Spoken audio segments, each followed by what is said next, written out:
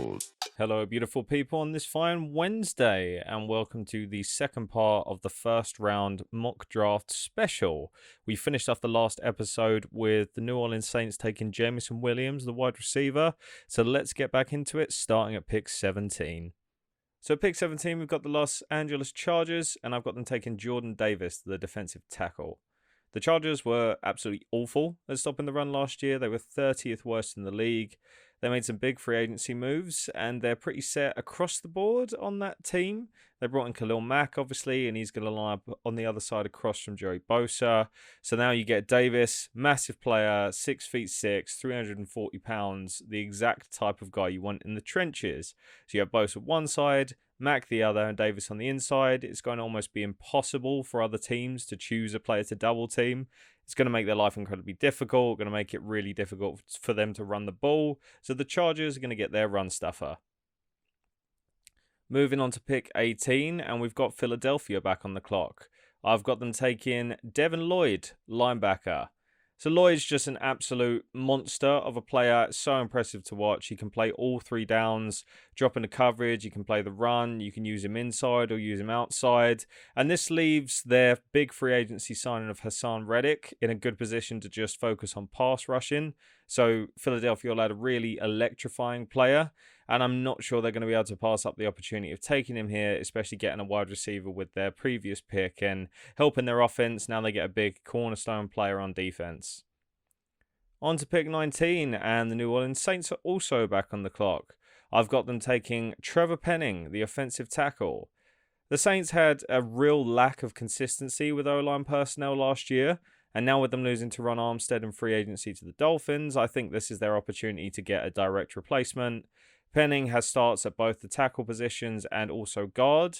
And I think with Winston coming back of his injury, they're going to focus on protecting him and getting stability on that O-line.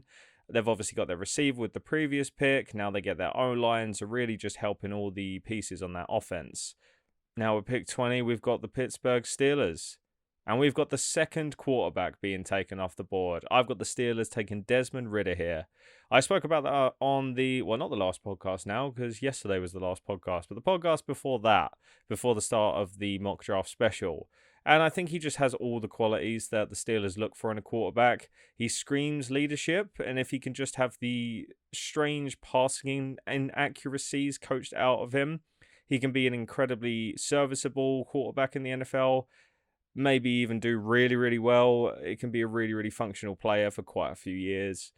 I'm not really sold on Trubisky being the long-term answer for the Steelers at quarterback, and they clearly need to improve on O-line, and they clearly need to improve on D-line with being awful at stopping the run. But I think the free agency additions of James Daniels and Mason Cole on O-line make it unlikely to go O-line here, and for them to be able to get a quarterback that fits so well into the Steelers' way of doing things, I just don't think they're going to go with a player on defense. If you got the option to take the quarterback that you really like and works for you over a defensive lineman or any other player, really, you're going to go with the quarterback that you want.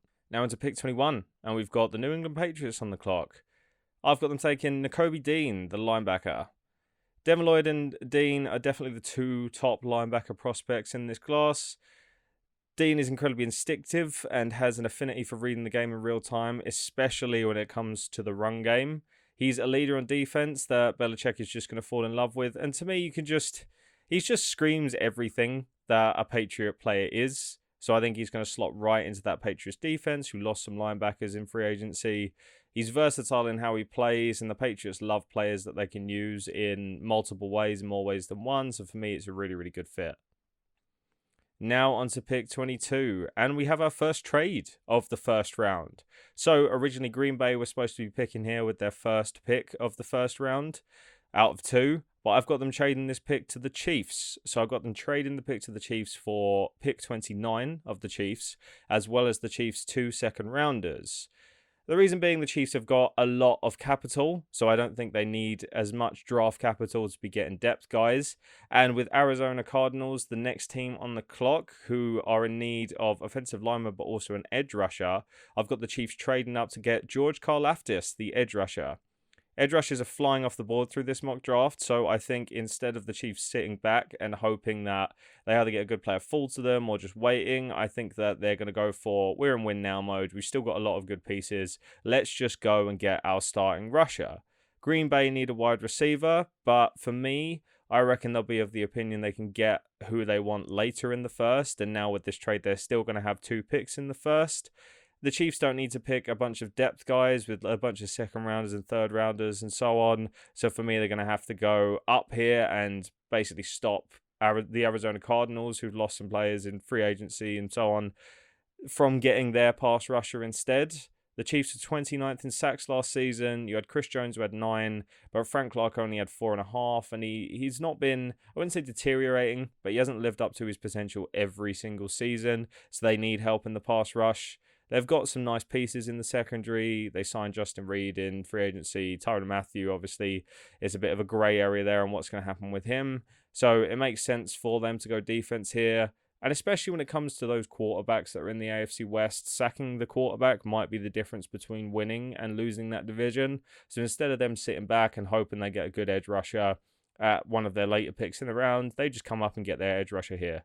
Now at pick 23, we have the Arizona Cardinals. I think if George Karlaftis falls to here, this is who they take. But with Karlaftis now off the board, I've got them taking Zion Johnson, the guard. They obviously lost Chandler Jones to the Raiders in free agency, and JJ Watt is often injury prone these days. When he plays, he can still be a difference maker, but he's just so injury prone. So I think they would like to get their edge rusher. But at the end of the day, that team revolves around the explosiveness on offense. And to do that, you need to protect Kyler Murray. They've got a good backfield still. They've got good receivers. They've got a good tight end. So they just need to give Murray the chance to exploit that, which is why I think you draft an O-lineman here rather than take one of the later edge rushers. You want to give Murray the chance to roll out and make plays with his decision making, not roll out because he's running away from the defense. So they go guard here to help give him some protection, help with James Conner in the run game, and just help make that offense more explosive. Now on to pick 24, and we've got the Dallas Cowboys. Second guard in the row, I've got them taking Kenyon Green. Dallas could go receiver here, but I think that would be overkill since they've got Lamb and Gallup and they just signed James Washington in free agency. They lost Connor Williams, so Green could be a great replacement, especially in the run game. Tony Pollard is an emerging star, so the run is still going to be a big part of Dallas's offense, even with Zeke declining. And with Dak only being a year removed from his ankle injury, I don't think they're going to pass up the opportunity to give him more protection. That Cowboys team has revolved around having a fantastic O-line for years, and so I think based on that logic, they keep that O-line, keep protecting their quarterback, and then also keep all the men in the trenches to grind through that run game next season. Now into pick 25, we've got the Buffalo Bills on the clock. I've got them taking Andrew Booth, the cornerback.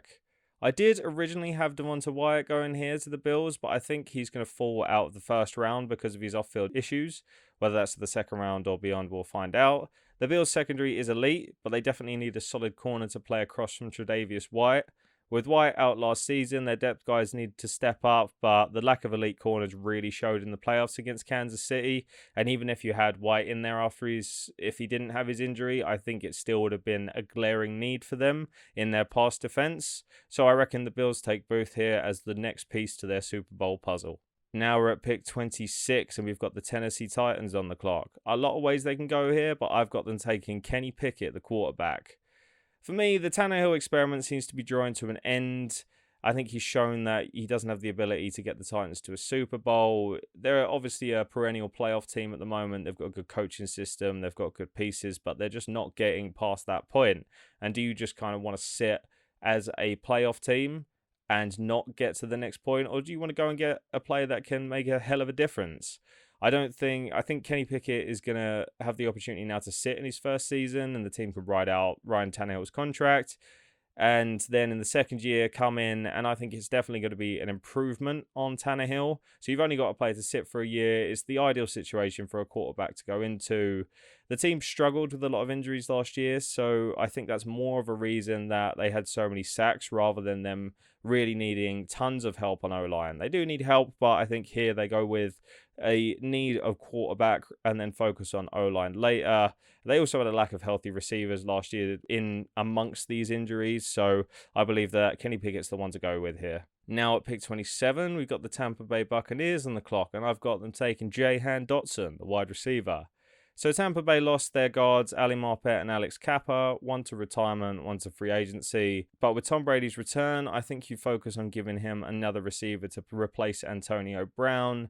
You obviously got Mike Evans, and they re-signed Chris Godwin. But they're unsure on the timeline of Chris Godwin when it comes to his ACL injury, and they're still definitely a team with all the pieces to win a Super Bowl. There's some solid O-linemen to get in the second round and onwards, so I think this is where they pick up more protection for Tom. And then if Godwin's timeline for his ACL injury is good and he's back for the start of next season, they've just got then another fantastic receiver room to work with, and that's going to make Tom Brady very, very happy. Now, after the trade, we've got the first of two back-to-back picks for Green Bay instead of Kansas City. I've got Green Bay at pick 28 taking Drake Jackson, the edge rusher. So Green Bay was 16th in sacks last season. They let Zadarius Smith walk in free agency. They have Preston Smith and Rashawn Gary on their depth chart, so they've got some good pass rushing options and depth. But the Packers just hosted, literally a couple of days ago, a pre-draft visit with Jackson. And I think as a player, he can play wherever you want him to, whether that's pass rush, run defense, or even drop him into coverage. For this reason, the fact that he doesn't need to come in right off the bat and be a starter for this Packers team to go and win a Super Bowl, I think you can rotate him around into the game and slowly get him used to it.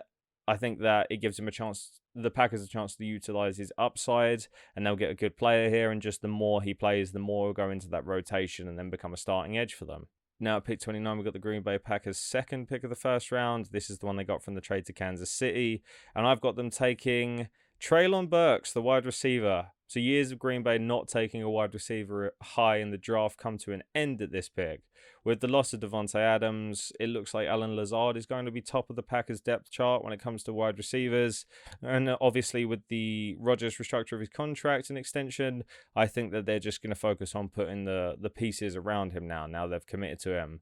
Burks is a big-bodied, fast, solid receiver that Rodgers will love. He's not going to come in straight away as a wide receiver one, but as the season develops, I think he's just going to get more and more targets and then become that number one receiver there.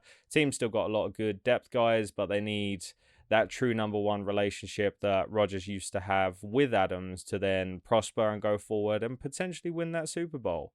Obviously, they picked an edge rusher with their last pick, so wide receiver is a move here for me.